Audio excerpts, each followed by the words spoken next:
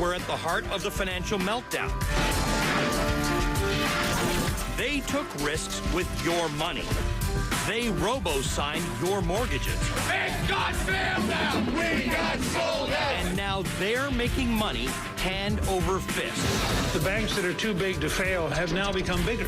Too big to fail, or too deep in the pockets of decision makers to be punished? Never again will the American taxpayer be held hostage by a bank that is too big to fail. So, do we need the banks, or would we be better off without them? Adam Davidson is the co-host of Planet Money on NPR. He wrote an article for the New York Times Magazine called, "What Does Wall Street Do for You?" Tamara Draut is Vice President of Policy and Programs for Demos, and Chrystia Freeland is an editor at Thomson Reuters Digital. Adam, let me start with you. As popular as it is to criticize Wall Street and the banks, you say that without them, the poor would stay poor and there would be no middle class. Explain yourself. Well, look, there's plenty of reasons to be really mad at these particular banks, and there's no reason why we need these particular banks or these particular bankers. But a financial intermediation process, which is basically what banking does at its core, is one of the key reasons why we're no longer living in something like the Middle Ages. I've spent a lot of my career in places like Haiti and Iraq and other very poor countries in the world. And what you learn in countries without a financial intermediation process, without good banks, without good financial companies, is there is no way for the extra money sitting around that the rich people have to get to the poor people who might use it to create new businesses, to improve their life, to borrow money to get an education. And so you really don't see mobility at all. So in no way am I trying to say our system is perfect or our system doesn't need change, but we have something really special in a modern financial system that very few people in the world today and very few people in the history of the world have had access to. You know, Pulitzer Prize-winning columnist Nicholas Kristof wrote in the New York Times this week, quote, "I've been sympathetic to the Occupy Wall Street movement, but look, finance is not evil. Banking has contributed immensely to modern civilization by allocating capital to more efficient uses. Banking laid the groundwork for the Industrial Revolution and the Information Revolution." We're going to get, I can feel the tweets being sent right now. I can see the angry emails without even reading them. Tamara, what's your sense of this?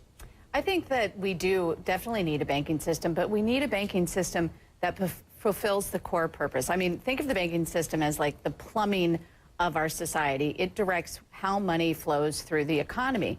The problem is when it starts siphoning money out of people's wallets, out of the economy toward really unproductive purposes. And I think that's exactly what we saw happen in the lead up to the financial crisis, is banks have really strayed from their core mission in society, which is to help spur economic growth, not just to grow themselves for the sake of growing themselves. Oh, but that's not necessarily an ill that the banks have only been involved in, right? We've become that. We've become a society where things just grow for the sake of it. We want economic growth, we want profit growth, and we're not quite sure what societal good comes out of it. Chrystia, Wall Street bonuses are expected to drop for 2011. They should be being paid out about now by 30 to 40% for many on Wall Street. But if you look at the average bonuses over the past few years, there's this popular perspective that while the whole country struggled through this great recession and people lost their homes and their jobs, banks got bailed out. People on Wall Street were raking in six-figure bonuses. Is that fair, first of all, to say that that's true? And is this, if it is true, capitalism run amok? Yes, it is true. You know, I think that Adam and Nicholas Kristof are absolutely right. Finance is not evil. It is essential to a modern market economy. You know, like Adam, I've spent time in countries that didn't have advanced banking systems. For me, it was the Soviet Union and then immediately the former Soviet Union. And one of the most pressing items on the reform agenda was to create banks. Because imagine trying to buy an apartment or a car if there was no such thing as a bank. Pretty devastating. Having said that, you know, I think people are right to be angry at Wall Street.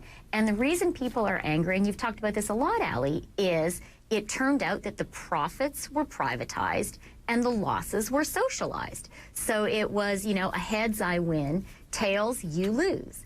And people are right to complain about that. And the point about banking is it is a very specific type of private business activity. It is a highly regulated industry, and it has to be a highly regulated industry because we cannot allow the financial sector to fail for precisely the reasons that we've been talking about how essential it is to the economy as a whole. And that means, and I think bankers are very loath to accept this, that they have to accept much more regulation and much more intrusive government than people working in other sectors. Part of the reason, and this is one of my first questions here that I think we're going to get to now, we're going to take a quick break, but we'll get to this, is that should they be regulated better? Are they too big to fail? And why? Why, if we all agree with this, has the system not been fixed? We agree it needs to be there. Why is it still broken? We're going to talk solutions about the banking sector next.